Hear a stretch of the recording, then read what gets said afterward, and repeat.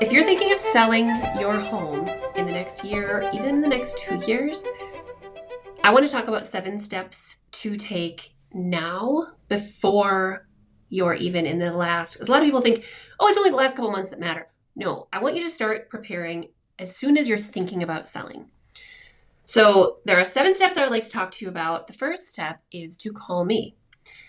Call me. If you're not in Minnesota, the Twin Cities area, I can help you find a realtor that is amazing. So call me no matter what, because I can find you a great person to work with who is vetted, has great experience, and can help you to properly get your home ready to sell. So the first step is call me, because many people, if not most people, think that there are a lot of things they have to do to prepare their house that are expensive and that aren't cost effective. So we're going to go over what repairs you can do that might give you the most chance of getting the money back from doing them, and which ones aren't going to necessarily be that helpful. So some repairs don't add value. Like, for example, if you have the old maple colored cupboards and you want to paint them, maybe you want to paint them white because everything is white in a kitchen, although that's going out, which I'm happy about.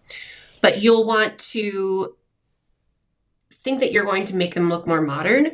Well, really, modern cupboards don't have the grain. So even if you paint them, they're not going to look modern. And a new buyer may want the original wood more. So that's something really important to consider. So these cupboards, they don't go all the way up to the ceiling. They are, just sort of, they're older. They're actually pretty much the cupboards I have in my kitchen. And we thought about painting ours. And so I've considered it. But the thing is, if you paint your cupboards, they're still not going to have that. These go all the way up to the ceiling. That gives them the more modern look. And they don't have that grain in them. They're nice and smooth. So if you paint your maple cupboards, they are not going to end up giving you that same feeling as if you had gotten new cupboards. And somebody might want that maple look, or at least want to have the option to decide themselves. So I would say maybe get new hardware, maybe paint the kitchen, get new hardware, get it as clean as you possibly can. Those kind of things are what I want to talk to you about before you go in and start ripping out cupboards or spending, because painting your cupboards, if you do it professionally, costs thousands of dollars. It's not inexpensive. It's less expensive than replacing them, but it is very expensive, especially if you think you're doing it to try to sell for more money. Your net won't probably be higher. So those kind of things I want to talk to you about. Step 2, back to cleaning. Start regular professional cleaning. If you're a clean freak or just a very tidy, clean person and you regularly deep clean your house, you don't have to hire somebody probably. I do not like cleaning my house. I hire someone to clean now. So the thing is, if you're someone who, especially if you have pets, I recommend getting a robo vacuum and starting to vacuum every day, because the smells get stuck. If you're not cleaning regularly, things are really hard to just deep clean quickly before you sell. It's really important to start doing that now and giving your house a continuous, more fresh feeling. That's just important. Because actually, I've seen people see an older property that looks like it was well taken care of and clean. People don't really mind often if the property if it's not all updated, but everything is clean and looks like someone cared about it that lived there. They often don't care if your items are new, if your cupboards are, more modern. If they're clean, the hinges on them work, it looks like somebody lived there who was thoughtful about their ownership, that will always, in my opinion, supersede everything being updated, especially if you're doing cheap updates. I wouldn't bother. So step 3 is declutter. It's nice to have only 1 to 3 items on each surface. Things just very balanced. You want to balance the space and make it feel like people want to be in it. You want to create a place where somebody can sit. So start decluttering. You don't have to do everything at once, especially if you have time before you're going to sell. Remember, people are going to open all your cupboards. If you have a bunch of, my husband is really into cooking. He really likes it. So we have shelves and shelves full of all these like specialty gadgets. So the thing is, if you know you're not going to probably use those in the next 3 months, you don't maybe have to get rid of them. I recommend getting rid of them, a lot of it. But at least put it into bins and put it in storage. Just let it go into storage. That is important. Everyone's going to look in your closets. If maybe you're skiing, but we didn't get any snow this year or whatever. If your closet is just full to the brim, you want to start putting all your ski stuff in bins. If you do want to go skiing in Aspen or do something, go get a bin out, take it back out. Like that's a very good thing to start doing early, is decluttering. And it takes more time and is actually more difficult than it would sound. Step 4, handle small maintenance as it comes up. So for example, in my bathroom, I have a handle on one of the toilets that it's broken. So it almost always is fine, but then once in a while it falls off and I have to put it back together. And it goes back together really easy. But you don't want somebody to be testing your faucets and then think, well, if that's broken, what other 50 things did they not take care of in this property? You just don't want to create that storyline in someone's head. You want them to feel like people that lived there before them are giving them a property that is thoughtfully cared for and that they that people were very good caretakers of it. So those are important. If you have sticky doors, if you have loose handles, if you have a faucet that drips, these are also things that can end up with thousands of dollars of repairs in an inspection. If you have something small that you haven't dealt with, it can be a very big surprise how big it can actually end up being. Another thing is burnt out light bulbs.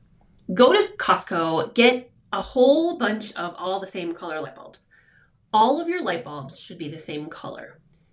When I come over, I'll talk to you in more detail about different types of pendant lights and all this stuff that you might be like, well, what about this? Maybe we'll talk about it. But for the most part, I want all of your light bulbs to be the same color. Step 5, be strategic about paint and cosmetics. I don't want your house to be the one, which happens with buyers, where they're like, oh, that one house with the bright red room? It's unreal. If they see that color on a wall, it's not even that hard. Well, red is really hard to paint over. I've done it. But it's not that hard to paint. However, if a buyer sees a photo on the Zillow or whatever they're on, they're going to see this red room. And they're going to often, within the 2 or 3 seconds, skip that house. So that room is weird. I don't know what those people are, but that's not my house. That's somebody's specific house. You don't want your personality. There's nothing wrong with having really wild style choices, but you don't want people to have to want to live in your house. You want to make your house feel like it could easily become somebody's very comfortable, cozy, inviting space. So try to tone down really wild choices. That said, I just did a listing appointment in a property that was from the 1900s. It was a beautiful house, and it had wainscoting up about halfway. Each of the walls were painted a pretty vibrant color, but it had large artwork of oil paintings, like a museum quality, in gold frames. So even though the walls were pretty vibrant, the story carried all the way through, and it was so thoughtfully done and so gorgeous. I was like, anybody who comes in this house is going to want it. I would not paint this neutral. I just wouldn't. And maybe there's people that would actually disagree with me on that, but that's my opinion. You don't want to have the weird house, but you also don't have to paint everything agreeable gray. I hate agreeable gray. I just don't like it. Be strategic. Be strategic. You don't want people to think, you don't want your house to have a reason to be like the weird house on the list, or to be weird so it doesn't get on the list. That's actually pretty common. You think people can have an imagination to be like, well, if I just didn't have that wall red, the rest of the house is really nice. It doesn't matter. People won't look at it. They won't even tour it. Step 6, keep a running list of updates. Like if you've done the roof, if you've done windows, if you've done new appliances, electrical work. People are really nervous about electrical work sometimes. If you have had that done, any repairs, or even having your HVAC serviced annually will look very good to a buyer, because even if your furnace is older, if they can tell that you've had taken really good care of it, it's not going to be as nerve-wracking for them as if there's no stickers and it's 20 years old and it's been like in a rental that nobody's thought about for 5 years. And step 7, again, is check in with me. And this is important. We'll go through, as soon as you're thinking about it, I want to talk to you. 3 to 6 months before you go live, before you're ready to be like, this is the day I want to sell my house, check in again. We can go through exactly where you're at now. Where's the market at now? Because things can change really quickly. If the market if the interest rates all of a sudden go down significantly, I might tell you, you don't need to do anything. You don't need to spend any money repairing your house because of this.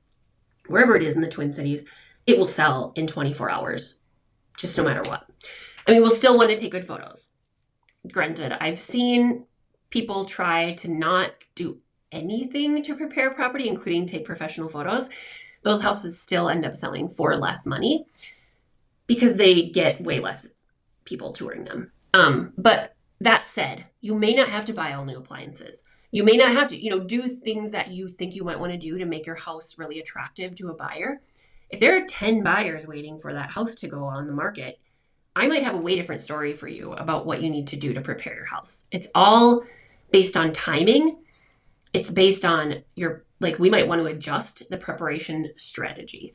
So don't try to do this without me. I want to be able to just help you decide what you should repair, what you shouldn't repair. Make this as your fiduciary in this process. I want to make you the most amount of money with the least amount of investment on your part in the fastest amount of time. So ideally, if we stage your house, even just using your furniture, I don't necessarily mean, when I say staging, I don't always mean hire a stager.